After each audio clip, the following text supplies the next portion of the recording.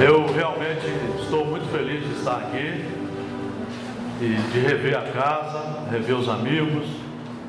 Eu quero confessar que, assim como eu me aposentei na minha profissão, nas minhas duas profissões, de professor e de defensor público, eu também tinha me aposentado nas minhas palestras. Por isso que faz 5 anos, 4 anos que eu não venho aqui. E depois comecei a repensar, comecei a ver uma página nova e estou voltando não mais com aquela carga de antigamente. Cheguei a fazer 3.000 palestras. Aí agora vou tentar voltar devagarzinho. Mas realmente eu parei mesmo.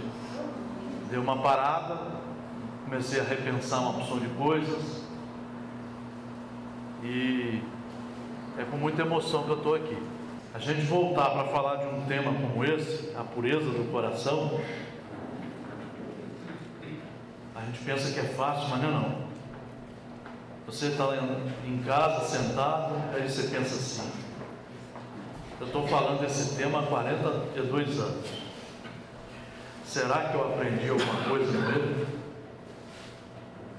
A primeira pergunta vem para mim.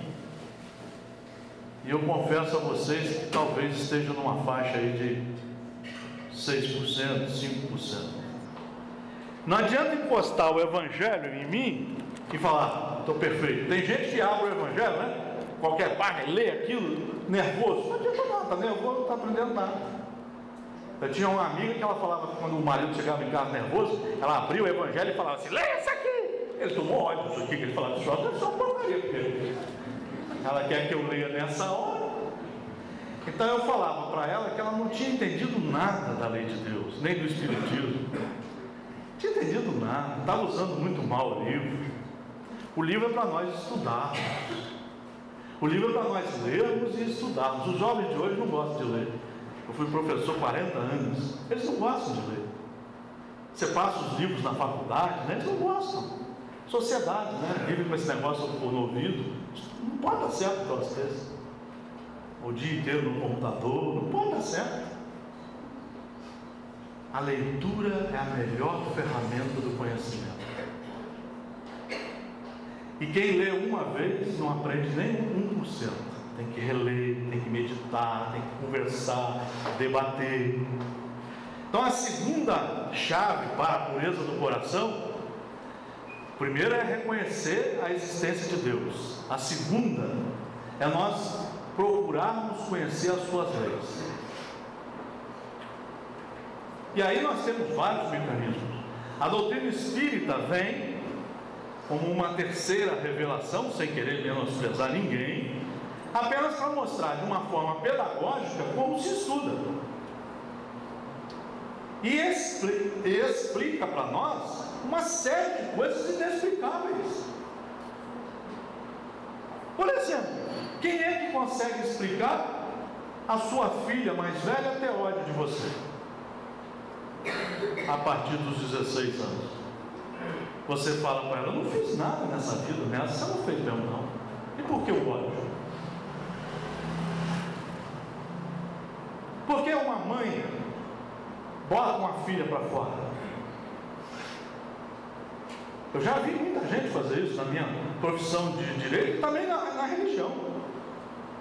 Uma vez eu cheguei na casa de numa cidade do interior para fazer palestra espírita, e fiquei na casa dessa família, e a mãe falou para mim assim, botei ela para fora de casa. O espírito tinha botado a filha mais velha para fora de casa. E eu respeitei, falei: a gente tem que respeitar. Não quer dizer que você não conhece o espiritismo, é um livre-arbítrio seu. Porque ela não estava entendendo a razão de estarem as duas vivendo juntos. Então o espiritismo explica quem é que vai nascer na sua família, quem é que está ali vindo. Ainda bem que você não sabe dos detalhes, que se soubesse você não aceitava.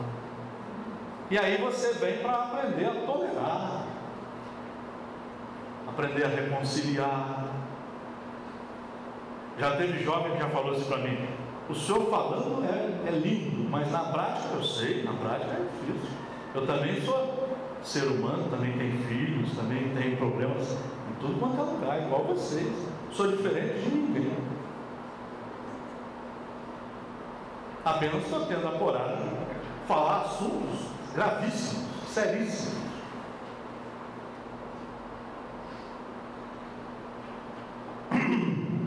Então, nós vamos mostrar aqui, inicialmente, alguns detalhes. Eu não vou demorar hoje, porque não é um seminário sobre psiquiatria, nem sobre mediunidade, mas são algumas capas de revistas. Eu já juntei mais de 3.000 capas, revistas, onde as doenças, as síndromes dos pânicos, as doenças que hoje nós mais temos no Brasil, que está matando muita gente, os médicos não estão sabendo tratar, a maioria deles. As pessoas estão passando remédios, tem gente tomando 9 remédios para dormir, já está com o pé no caixão, e o médico não sabe como sair dali. Eu faço palestra para médicos também, e eles aceitam, realmente só vai aceitar aqueles que começarem a estudar os problemas da alma. O problema não está na carne. O problema não está na carne. A carne é uma obedecedora das ordens do Espírito. Aí nós vamos ver essa linda modelo se suicidou e ainda matou o filho. Matou o filho antes, depois suicidou-se. Não importa o nome, nós estamos só mostrando, o estresse. Tudo isso vai gerar no final a depressão, que é hoje mais grave no Brasil do que a AIDS. Hoje nós estamos a Organização Mundial de Saúde está dizendo que o Brasil é o segundo país do mundo em depressão e que toma os remédios da depressão. Portanto, o Brasil não está em paz não, está em guerra. Nós somos o primeiro do mundo em remédios de dor de cabeça. As pessoas tomam o remédio sem saber por quê, só porque sentiu uma dor, não procura saber a origem. Então nós estamos em guerra. Nessa quinta-feira que eu fiz a palestra para os jovens, um dos jovens falou comigo. Ele falou: quando eu encontro com minhas irmãs e eu vou lá na casa da minha família, toda vez que eu vou, sai briga. E aí ele falou: quando brigo, eu fico 2 dias tremendo. Então ele falou que quando ele tremia, ele procurava droga. Hoje aquele lá nessa instituição está se tratando para não precisar tomar droga. Outros procuram álcool. E assim por diante. O mau humor é uma das características dessa doença. Tem gente que fala: estou mal-humorado, está doente. É porque o pessoal não tem coragem de falar. Eu falava isso para os meus alunos: está aquele empurrado lá, está doente, lógico. Agora, doença não é para você ficar assustado, vamos tentar curar. Vamos resolver o problema. A violência hoje no Brasil custa caro, vocês estão vendo aí. Esse pessoal daqui anda de moto, vocês estão vendo, eles são a segunda causa de morte no Brasil. Geralmente eles custam uma nota para o sistema, que eles ficam 6 meses lá quebrados no hospital. A maioria deles não tem seguro, não tem habilitação, não tem nada. Vocês estão vendo aí na televisão mostrando. Só em São Paulo morrem 4 todo dia. Ontem na estrada eu vinha devagarzinho, passou uns 10 por mim. Dá vontade de separar e falar: será que você não tem mãe, rapaz? Ouça sua mãe. Mas nós não queremos ouvir, a gente quer botar velocidade, quer comprar sem poder, às vezes a maioria sem poder. E aí Jesus alertou. Jesus, como eu estava falando, foi a criatura que veio mostrar para nós que nós tínhamos que cumprir a lei. Hipócritas, esse povo me honra com os lábios. É verdade. A maioria de nós adora falar: eu sou espírita, eu sou católico, eu sou protestante, eu sou... Falar eu adoro. E às vezes o filho do lado faz aquela cara assim. Vocês precisam ver ele ou ela em casa. Quando eu fazia seminário de família, eu cheguei a fazer mais de 50 seminários de família, até no Rio Grande do Sul, no Pará. Às vezes você conversava com os jovens falavam assim: doutor, professor, eu não entendo. Minha mãe está aqui no Espiritismo há 25 anos, mas ela todo dia chega em casa azeda. Então, a mãe está dizendo que tem uma religião, mas está esquecendo de trazer a religião para dentro dela. fazer as modificações que ela tem que fazer. É ela que tem que fazer, não é ninguém que vai fazer, não. Aliás, ninguém tem autorização para fazer modificação em ninguém. Ninguém tem. Ninguém tem. Deus não deu essa autorização. É você que vai ter que se conscientizar e modificar-se. Vocês estão vendo essa desorganização agora do tal do fiquei, junta com qualquer um, vai morar, aí dá uma confusão danada. O pessoal não namora mais, não noiva, não faz casamento direito. Está uma desorganização social e a sociedade achando isso uma maravilha. Aí passou no Globo Repórter, né? As avós tomando conta dos netos. É um absurdo isso. Eu escrevi no Globo Repórter, é um absurdo vocês falarem isso. Absurdo. Isso aí é porque o jovem fez tudo desorganizado. E a pobre da avó está lá tentando resolver o problema. Só que nós não temos coragem de falar, sabe? E quando eu falo, eu estou falando de mim também. Também sou igual, eu erro também. A carapuça tem que cair. Só que nós temos que ter coragem de falar. Um dia desse eu estava conversando com uma das minhas filhas, 30 anos de idade já. E aí eu falei para ela assim: filha, nos meus 60 anos, eu sei que vocês não estão acreditando, mas jovem assim, mas já tem 60 anos, né? E aí eu falei: olha, nesses meus 60 anos, talvez uma coisa eu tenha aprendido, mais ou menos, mas aprendi: que só a paciência nos ajuda a vencer as barreiras do mundo. E ela está naquele auge, né, de querer vencer o mundo na pancada. Aí ela falou: pai, realmente você tem razão. Às vezes eu dou pancada e levo pancada também. Eu falei: pois é. Se eu posso falar que estou aprendendo alguma coisa nesses 60, é que tem que ter paciência.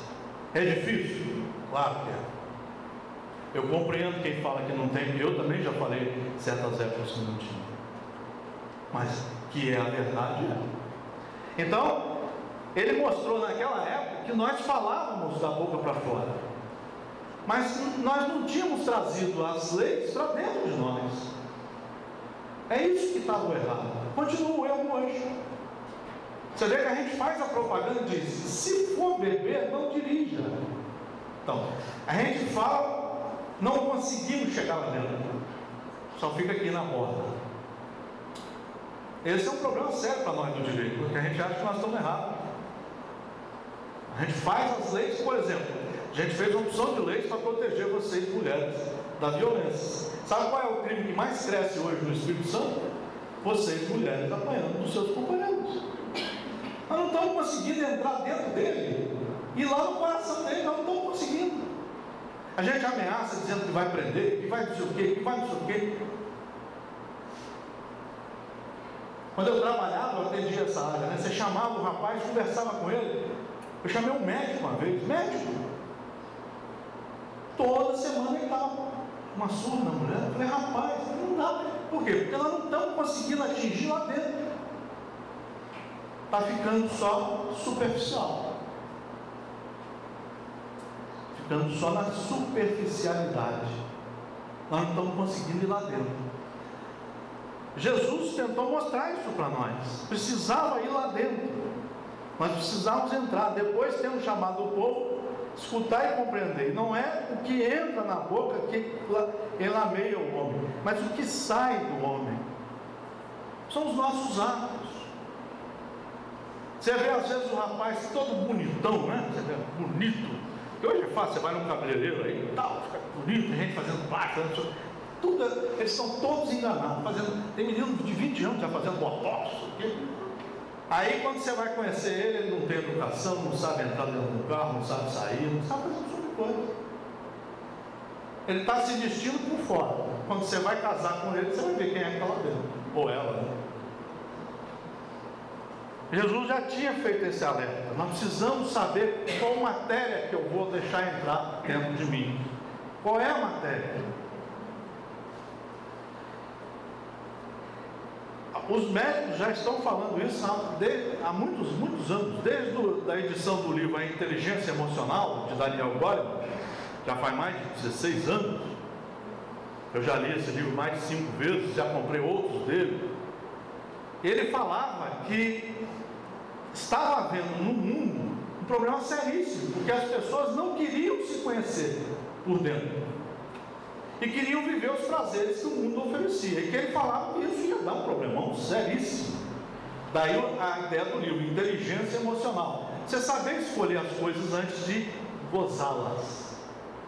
Então, tem alguém te chamando para o sexo, antes de você lá ir ao prazer, pensa se você pode ter sexo com aquela pessoa, se você está autorizado moralmente, eticamente, uma série de coisas. Não, você não pensa, você vai lá, faz depois.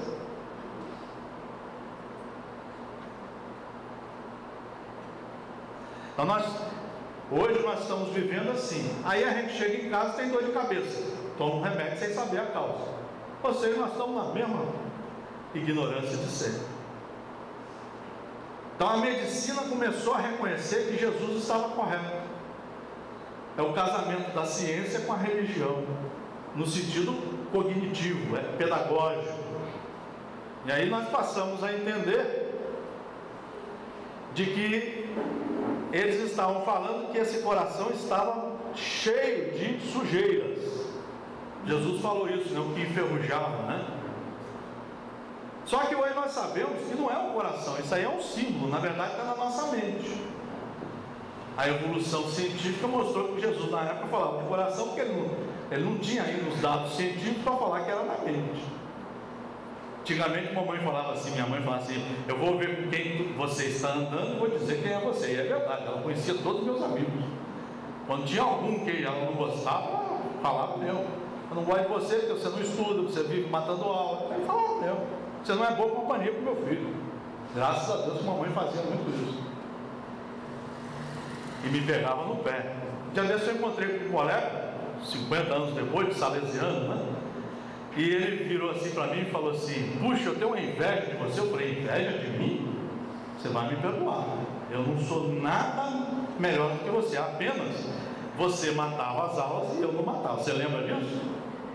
Aí ele balançou para ele, por isso que eu tive sucesso, eu não matava a aula, estudava muito. Não matava, eu me lembro que você era o maior matão de aulas. Ele hoje praticamente é quase um mendigo. Mas você escolheu. Você escolheu. E o salesiano era uma beleza. Os padres, né, naquela época ensinavam que era uma maravilha. Seja o lado moral, seja o lado teórico, científico. Aqui nós vamos dar uma pequena parada. Você vai pegar o Evangelho e vai ver que o Evangelho, segundo o Espiritismo, que é todo ele construído em cima das teses de Jesus. Tem muita gente que pensa que os Espíritos fizeram um novo Evangelho. É só, nós organizamos de forma pedagógica. Ele é dividido em 3 partes, o Evangelho. A primeira parte para você conhecer o programa de Deus, primeiro ao 3º capítulo, e aí depois você passa a conhecer a problemática humana e como consertá-la. Você vai ver lá no final do Evangelho como poder pedir e obter. É possível isso. Possível. Por exemplo, quando é que eu vou ter um filho que não seja me dê tanto trabalho? Quando você acabar as dívidas com um montão de gente que você ajudou a desamparar. O dia que você acabar, ele vai acabar. Você vai quitar isso tudo. Só ter paciência, só que demora várias encarnações. Então aqui no Evangelho nós vamos ver o Cristo Consolador, mostrando a razão da vinda de Moisés, do Cristo Consolador e do Espiritismo. Aí nós vamos ver no capítulo que fala do coração, que é o capítulo 8º, nós vamos ver que os Espíritos colocaram algumas regras para nós trabalharmos. Então nesse capítulo nós estamos lá, bem-aventurados aqueles que têm puro coração. Nós estamos falando de quê? Das bem-aventuranças. O pessoal fala das bem-aventuranças pensando que bem-aventurança é para você ficar fazendo discurso. Não é não. É para você fazer um padrinho em casa ou na sua mente e começar a trabalhá-las, porque todas elas cabem dentro do seu coração. Uma senhora, que às vezes, quando eu falei isso, ela deu uma risadinha. Depois, quando ela veio me abraçar, ela falou: desculpe dar risada, mas eu acho que é impossível. Isso não é possível, sim. Pode não ser possível nessa encarnação para a senhora, mas um dia a senhora vai ser essa pessoa perfeita, como Jesus falou, perfeito à luz de meu Pai que está nos céus. Mas para isso nós temos que seguir. Ele botou: ninguém vai entrar no reino dos céus se não cumprir as leis que meu Pai estabeleceu. E ninguém chega ao céu sem passar por mim. Aí ele não quis falar dele pessoalmente, ele quis mostrar o trabalho pedagógico, porque eu sou o caminho, a verdade e a vida. Ou seja, eu trago para vocês como vocês descobrirem o caminho, a verdade e a vida. Então, aqui no Evangelho, ele nos chama para nós sermos parecidos com as criancinhas. Porque a criancinha, aparentemente, em certa idade, até certa idade, está com o coração comum. Você pode reparar, você briga com ela, 3 minutos depois ela vem e te dá um beijo. Faz isso com a adulto para você ver. Eu estou escrevendo há uns 15 anos já, porque eu gostava de escrever vários artigos e tal. Tem um artigo que eu ainda não publiquei, não mandei para ninguém, mas ele está lá no papel, sobre o melindre. Experimenta falar assim: que sandália bonita. Ele às vezes vai ficar zangado, achando que eu estou dizendo que o pé dele está sujo. O problema dele, ele que interpretou assim, é um melindre. Você chega e fala assim: que cabelo lindo. Aí a outra fala assim: está com inveja. A outra fala assim: como você está nova. Aí você vai embora e fala assim: você viu? Ele não teve coragem de falar que eu estou velho. Mas todo mundo está melindrado, ou seja, não aceita as coisas. Recebe com um coração limpo, sem julgamento. Ele falou que você está bem, porque você está bem, pronto, à luz dos olhos dele, dos olhos dela. Interpreta diferente. E aí nesse capítulo, os Espíritos escolheram a parte do pensamento. Como é que eu vou pensar bem e colocar aquele pensamento do adultério? Como é que eu vou pensar bem? Como é que eu vou agir perante os meus semelhantes? Aí Jesus vem e fala: não faça com os outros o que você não gostaria que fizesse com você. Tem gente que usa isso só uma vez na vida. Você pode ser usado todo dia.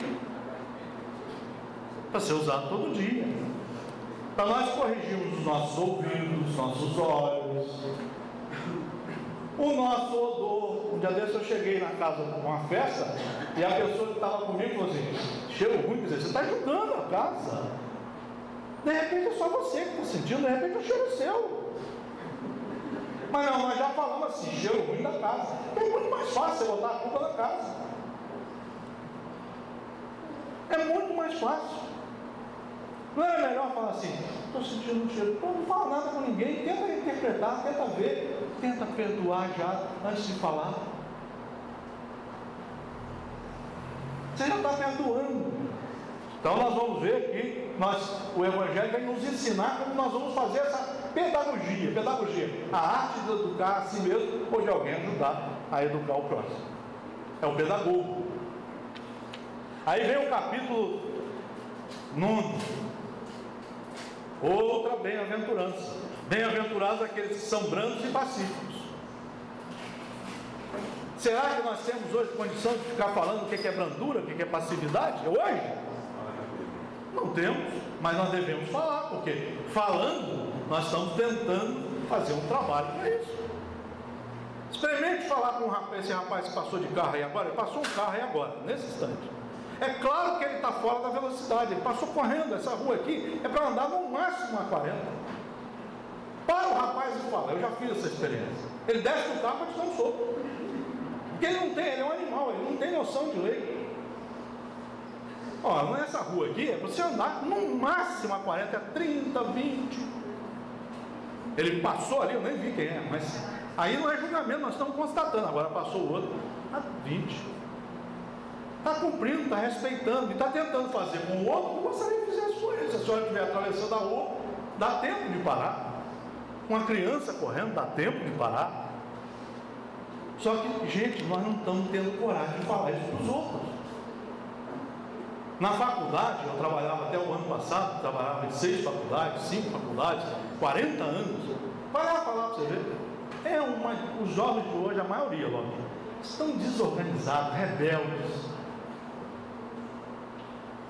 porque eles não têm nenhuma educação. As mães estão tendo filhos sem família, né, que os outros criando, e achando isso bonito. Ou bota na creche desde novinho, acha bonito. A obrigação de educar é seu, que você teve, os seus. E aí o Evangelho vai nos mostrando que nós temos que ter esse capítulo aqui da brandura. Tem 3 partes aqui que a gente, desde 1970, que eu estudo o mesmo Evangelho, é o mesmo, tá? Claro que eu tenho outros novos, mas é o mesmo Evangelho, rabiscado, cheio de papéis, é o mesmo Evangelho. Eu já li esse livro aqui mais de 15 vezes, não sei nem 5% dele, estou tentando aprender. Tem gente que lê uma vez e já quer dar aula, né? Acho incrível. Acho incrível isso, né? Que o camarada é astuto, ele lê uma vez e já quer dar aula. Então nós estamos preocupados com isso. Esse capítulo, a primeira coisa que ele fala para você ser brando e pacífico, você vai ter que trabalhar a violência dentro de você, as injúrias e as violências. Para você conseguir ser brando e pacífico, você vai ter que trabalhar as violências e vai ter que cultivar dentro de você a afabilidade e a doçura. Você falar isso hoje, claro que tem gente, se você falar isso hoje no churrasco, vai ter gente que vai querer te internar como um louco. A paciência, a obediência e a resignação. Então nós temos aqui inúmeros instrumentos no Evangelho para nos educar. Como é que nós vamos fazer essa limpeza? Como é que eu vou tirar esses altos e baixos, esse mau humor, esse ciúme desregrado, essa inveja, né? Esse observador maledicente, aquele que olha, né, e fala, olha o óculos dela, coisa horrível. Tem gente que fala assim, óculos de pobre. E às vezes eu escutei um amigo falar isso, eu falei, rapaz, me explica o que é isso? Se nós somos todos iguais. Então quer dizer, nós queremos desclassificar os outros, não importa quem seja. Isso é um mal nosso. Nós precisamos tirar. Agora, para tirar tem que ter coragem, tem que ser falado, tem que ser conversado aqui dentro, em casa. Como é que eu vou começar a transformar esse coração? Eu já li para vocês antecipado exatamente para mostrar que eu tenho que começar a trabalhar. Jesus mostrou que nós tínhamos que saber trabalhar as suas palavras e reconhecer como lei. Senão nós íamos construir uma casa, ela ia cair e nós íamos sofrer muito. E ele mostrou que quando a gente constrói a casa de acordo com as suas leis, a nossa casa não cai. Nossa casa passa a ser uma casa que todo mundo pode vir a chuva, pode vir os raios, pode vir as tempestades, ela não vai cair. Mas se ela for mal construída, ela vai cair e grande será a sua ruína. São palavras dele. Então ele mostrou para nós que nós tínhamos que saber construir essa construção, esse eu psicológico, esse eu espiritual, esse eu espírito. Que a medicina diz hoje que se eu tiver esse controle, nem gripe eu pego. Então, na verdade, a medicina está reconhecendo que esse comando espiritual, energético, forma em mim várias camadas de energia que nem muitas doenças eu estou livre. Isso está provado hoje pela medicina. Nós não estamos inventando. Então hoje nós podemos mostrar que é factível você ter o coração limpo. O cardiologista, esse aí é um dos mais importantes do Espírito Santo, Dr. Sharif. Ele botou lá de que sentimentos ligados ao estresse causam espasmas e trombose nas coronárias. Então a medicina está reconhecendo que o destrambelhamento emocional, espiritual, obviamente, causa na carne. E a carne é uma consequência que eu sou como espírito. Eu pedi a ele licença para botar a reportagem aqui, meu amigo de infância, conversei com ele e ele autorizou. E aí logo depois daquela época, a revista Época mostrou que o estresse está sendo um dos grandes causadores dos problemas do coração. Então mostrando que a religião, Jesus estava correto. E aí, esses aí são os pontos que ficam nevrálgicos quando nós ficamos estressados. Olha lá o primeiro, a cabeça. Por isso que tem gente que faz besteira. Fica nervoso, tira uma faca e enfia no outro. Revolve, dá um tapa, né, na cara. Eu sempre já tive vários casos de pessoas que deram tapa na cara da filha, do filho, depois vieram falar comigo, espíritas, meu. Marcelo estava lá em casa, de repente, quando eu vi, tinha dado tapa. Por quê? Esqueceu de se controlar. Mesmo sendo espírita, acontece com todos nós. Perdeu o controle. E aí, aqui é um trecho de Joana de Anjos, falando que o ódio faz um mal tremendo para a saúde. Desculpa, eu não estou deixando vocês lerem, que hoje é mais uma palestra, né? É assim que nós estamos por dentro, esse vulcão, que às vezes você olha a moça e o rapaz todo vestidinho, bonitinho, é um vulcão. Na sala de aula você vê muito disso, aquela moça que entra cheia de joias, arrumada, você fala, nossa, aí você vai conversar, só sai quieto. É isso aí que está dentro dela e da gente também. Bom, nos meus minutos que me sobram, qual é a proposta? Eu tentei, isso aqui eu fiz há mais de 20 anos, esses desenhos, só que naquela época era no papel, né, naqueles flip chart, né?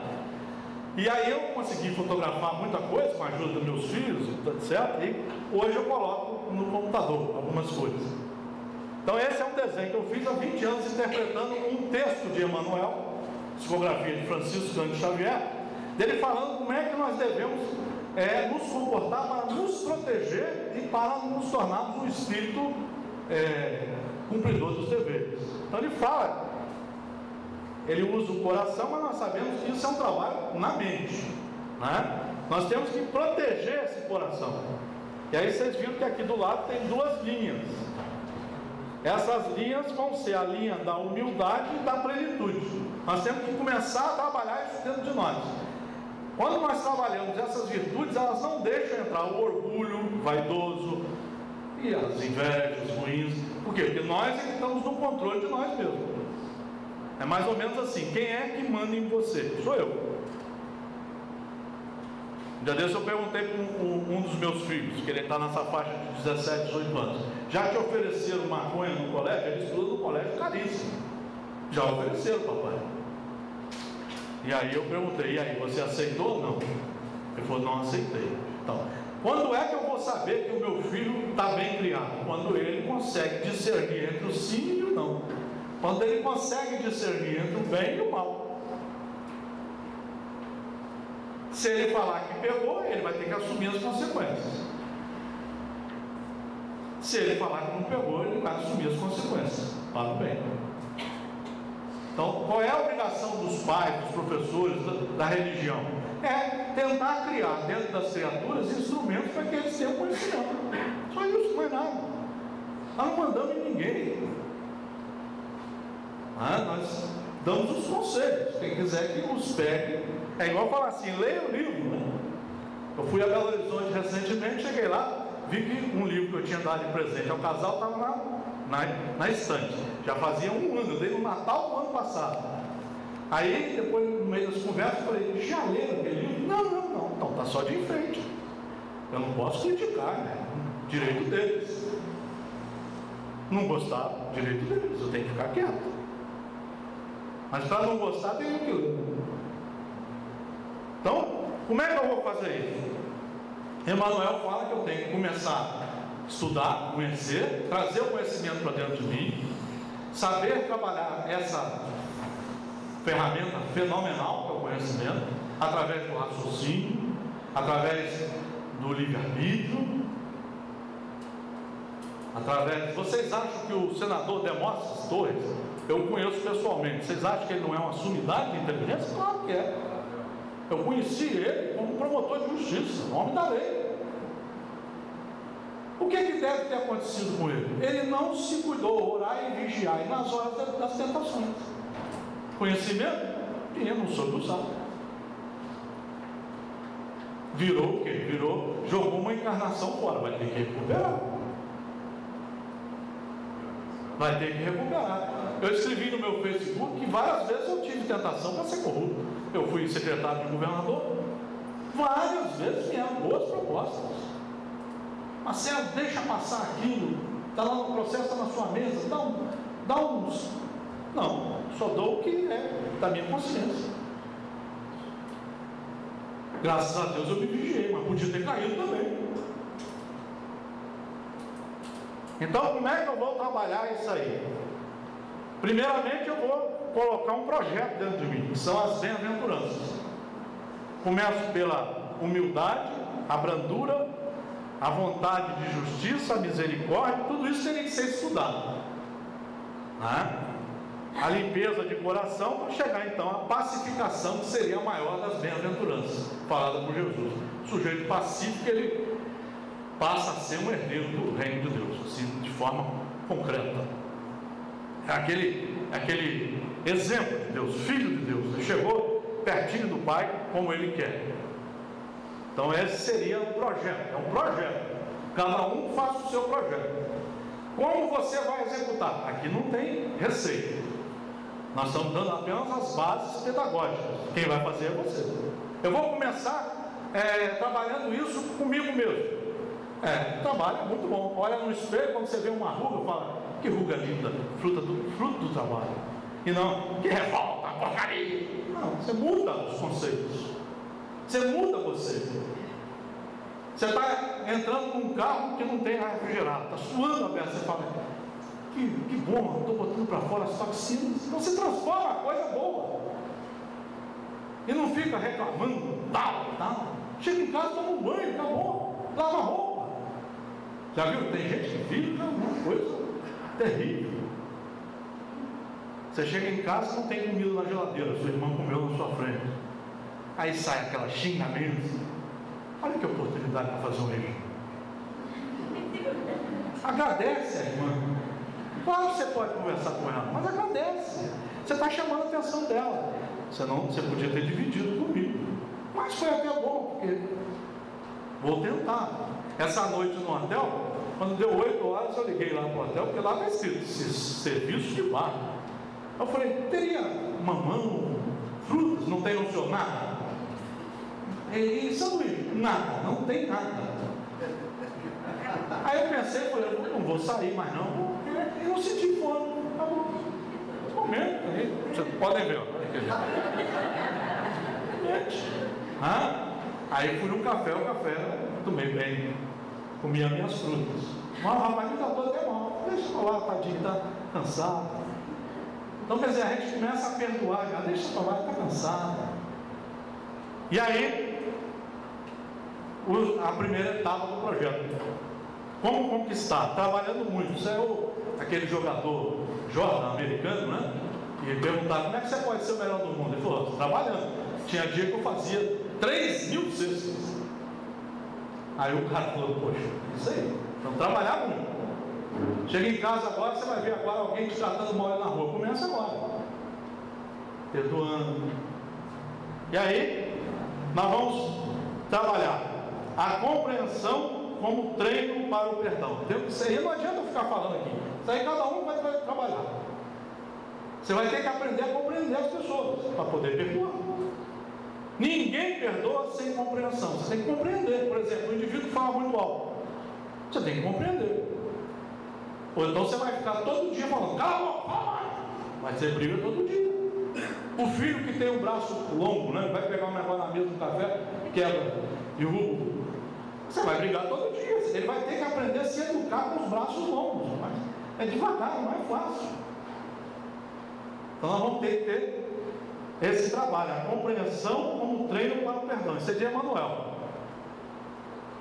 A outra, a tolerância como treino para a aceitação. Se você, para aceitar as coisas, você tem que tolerar. É igual o calor. Como é que você vai se revoltar contra o calor se ele é uma coisa natural? Eu acho gozado lá em Guarapari, eu estou morando lá, né, há 5 anos. E aí tem gente que desce do elevador e fala assim, está quente. A senhora viu outro dia que não esteja quente? Porque aqui é quente.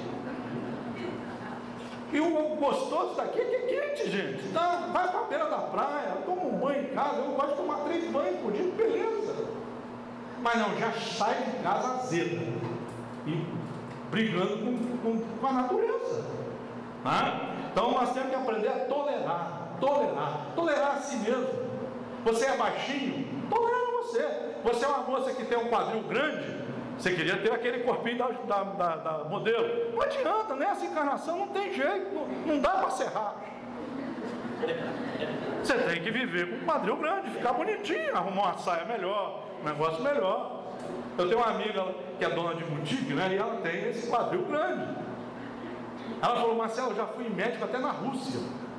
O médico falou, a senhora está brincando, não dá para serrar isso aqui. Isso aí a senhora vai ter que depois acertar lá em cima. E aí ela começou, como ela é dona de boutique, ela usa umas roupas, realmente você olha ela andando, não aparece muito. Mas ela tem que tolerar ela mesmo, não pode ficar revoltada. A velhice, que beleza envelhecer, agora eu posso falar. Mas envelhecer com glamour, com inteligência, e não com essa, estou envelhecendo, está ficando, não, rapaz. É claro que você vai ter limites na sua vida, lógico que tem. Eu, por exemplo, não aguento. Antigamente eu dirigia 10 horas seguidas, hoje eu não aguento dirigir 3 horas. Tem que parar, a coluna, não sei o que, tem que fazer, mas é lógico. A gente vai ter que aprender a amar a si mesmo, para poder aprender a compreender o próximo.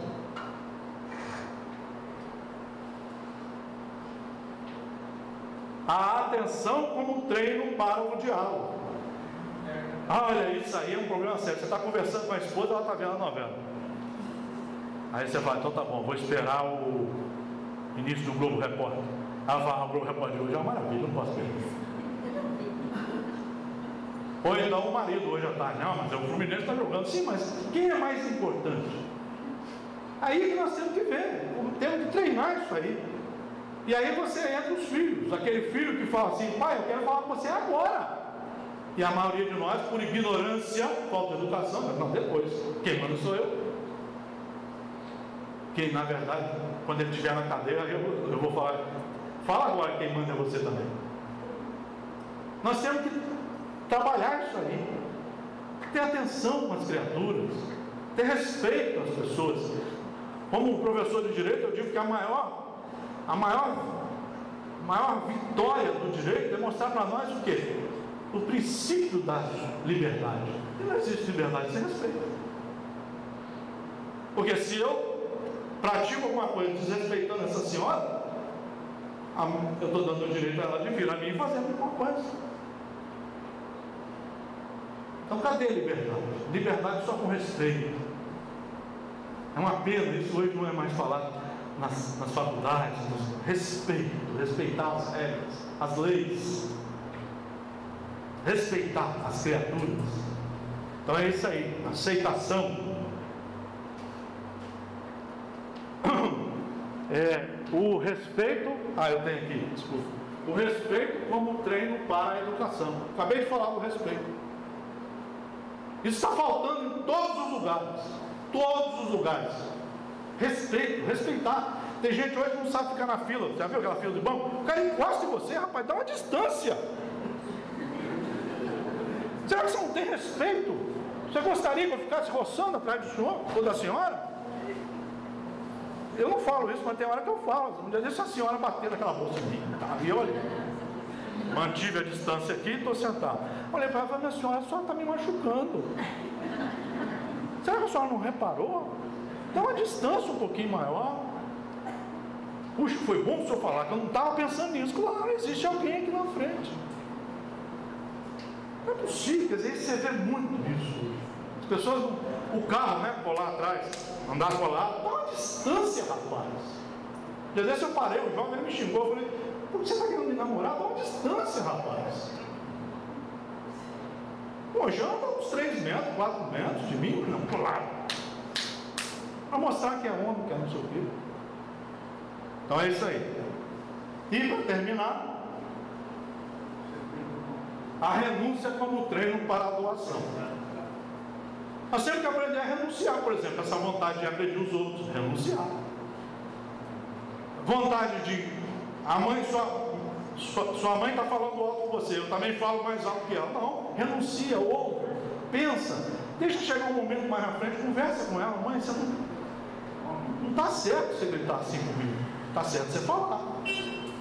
Mas tem a hora para tudo, nós temos que ter a hora, então tem a hora da renúncia. Vejam vocês, eu estou aqui matando saudade, tenho que renunciar ao horário, já passei 5 minutos. Que bom se a gente pudesse ficar mais tarde, mas eu preciso ir embora também. Eu ainda vou chegar em Guarapari para o almoço sem correr. Pretendo chegar lá por volta de umas 1h30, 2 horas, tranquilo. Aí ontem o rapaz falou assim: não, se eu só sair às 10, eu chegar lá meio-dia. Eu falei: bom, só se você estiver a 200 por hora. Eu vou devagar, cumprindo a regra. Então, meus amigos, nós queríamos falar isso para vocês e mostrar que se nós um dia conseguirmos fazer isso, nosso coração vai ser uma delícia no sentido pedagógico, porque você olha para dentro, você vai estar puro de coração, essa pureza. Mas é um trabalho que você vai se orgulhar de você, você vai falar: eu fiz isso. Quando uma criatura começa a mudar-se por dentro, ele não precisa nem avisar os outros, não. Os outros reparam. Quando você tem um colega no trabalho, trabalhei 40 anos, aquele colega mal educado, ruim, todo dia é motivo de briga, de azedume. Mas quando ele chega mudando, você fala: houve alguma mudança, você nota. O pai que chega em casa e entra e fala: boa tarde a todos, boa noite a todos. Aí você fala: alguma coisa mudou, porque ele só não estava xingando. O pai que chega no quarto da filha ou do filho, antes ele entrava achando que ele tinha direito de entrar. Não tem não. Aquele pai já mudou, ele chega e fala: quem é? Sou eu, minha filha. Posso entrar? Posso entrar. A filha vai falar: papai está mudando. É essa mudança que nós vamos empreender dentro de nós ao longo das encarnações, cada encarnação sendo uma proposta que nós fazemos de caminhar, de buscar o caminho do bem, de alcançar a perfeição. Não existe outro meio. Não tem um tratado na terra de religião, de psiquiatria, não tem. Nenhuma religião, todas elas falam isso. Siddhartha Gautama, o Buda, o Dalai Lama, todas falam que o caminho é essa reflexão interior, essa mudança que nós vamos empreendendo até nos tornarmos luz, como diz alguns. E Jesus mostrou que nós íamos alcançar esse lado de luz. Ele disse: sairá de dentro de cada um de nós um rio de água fluídica, de água cristalina. Não sai água nenhuma daqui de dentro. Ele quis dizer: você se transformou, e de você só sairá coisas honestas, boas, coisas que não prejudicam ninguém, nem a você, coisas que iluminam. Da sua boca, aí aquela ideia de Jesus, obviamente do seu coração, só sairá o bem. Essa era a mensagem que eu queria trazer para vocês. Eu estava nervoso em casa, porque depois de 40 anos falando, às vezes eu ainda fico nervoso, suando. Será que eu vou dar certo? Será que eu vou dar o recado certo? Mas hoje eu posso dizer, eu fiz um planejamento aqui essa madrugada e deu certo. Falei tudo que eu queria. Um abraço a todos, tudo de bom.